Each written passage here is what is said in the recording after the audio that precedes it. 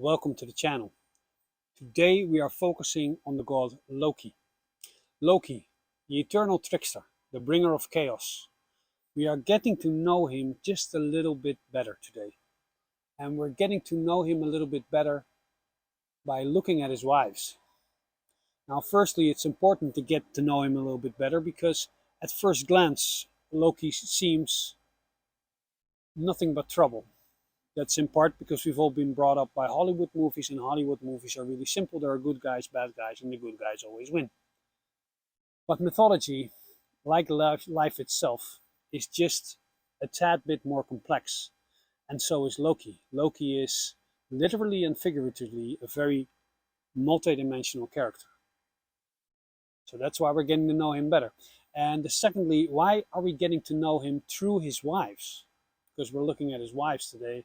Well, if you see a god like this essence of archetypal energy, in Loki's case, trickery and chaos, then his wife is the energy that is most closely related to trickery and chaos. To give you an example, not an example of the Nordic pantheon, if you look at Hinduism, you have three main deities: Brahma, Vishnu, Shiva. Brahma creates, Shiva destroys, and Vishnu, he keeps the balance. He makes sure society and everything good keeps going. His wife is prosperity, Lakshmi. Why? Because if you truly have a balance within yourself, then you don't lack anything, including prosperity. So balance, Vishnu, and Lakshmi, prosperity, go together. You can't have one without the other, and that's why they're married. So we're going to take a look at Loki's two wives and see what comes with Loki. And when you see what comes with Loki, you understand him just a tad bit better. Two wives, and they represent basically the two things that come with Loki perfectly. There are two sides to him, and they're perfectly encapsulated by his wives.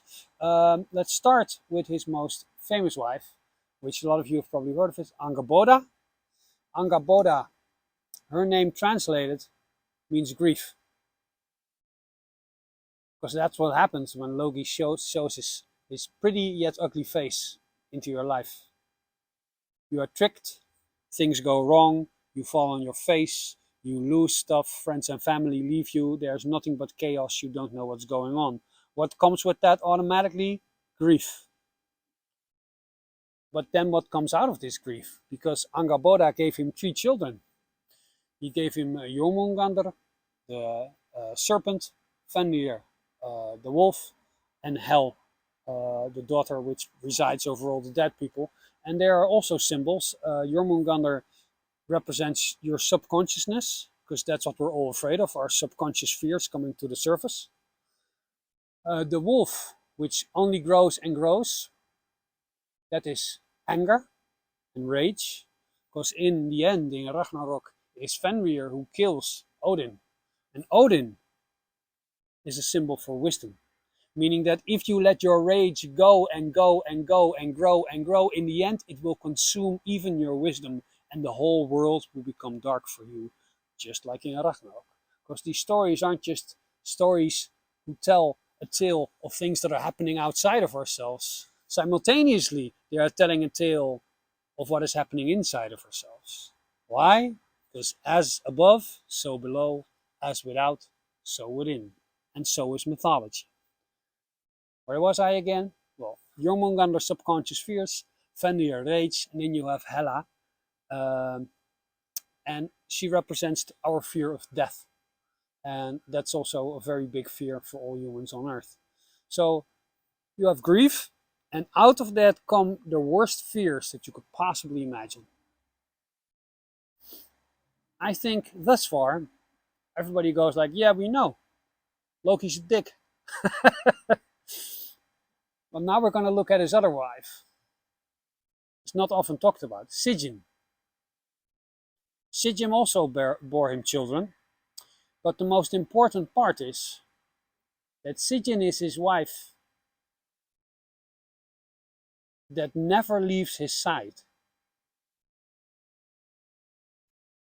What does that name translated mean? Sygin means victory. So even though in the myths Loki does a lot of bad shit, but he really crosses a line when he kills the god of light Balder. The gods decided to punish him. They tie him up with his own entrails, and they have a snake that pours venom into his face non-stop. And things are looking pretty dark for Loki, but Sygin never leaves his side. She's still there taking care of him because she loves him. So the concept of victory never leaves him. So Loki will always be victorious, and there will always be an element of victory when it comes to chaos. But what could this mean? Let me try to explain what I think that means. Because Loki is basically the main character in Norse mythology. He's the guy that gets everybody in trouble and gets everybody out of trouble. So he's basically the force that enables the gods to have these adventures. And at first there's always chaos, you know. Thor's hammer is stolen. Sif's hair has been cut off. There's always some stuff that he's responsible for one way or another. But what the gods do when that happens is they don't sit and pout. They don't get depressed. They follow chaos. They take chaos and they grab him by the throat. Thor, the Thunderer, literally, he takes him by the throat and says, "You better solve this." And then they follow him and they go on an adventure. And then you go, well, then everything is fine again. No. When the adventure ends, every time, things are not just, oh, fine again. No. Things are better than they were before. Loki was responsible for the walls of Asgard.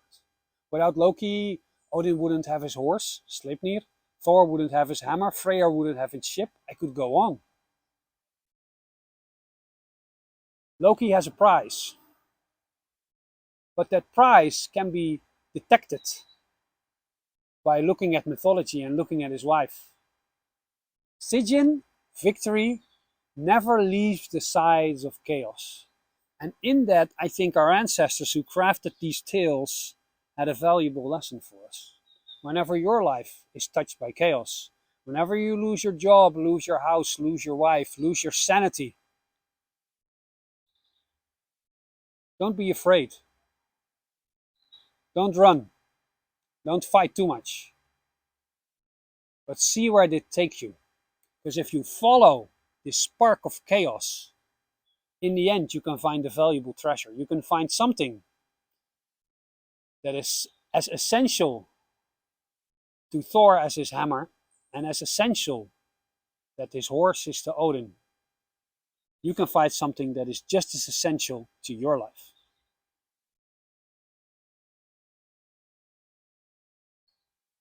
Thanks for watching. I appreciate it. And I'll see you all next week. Ga met de goden.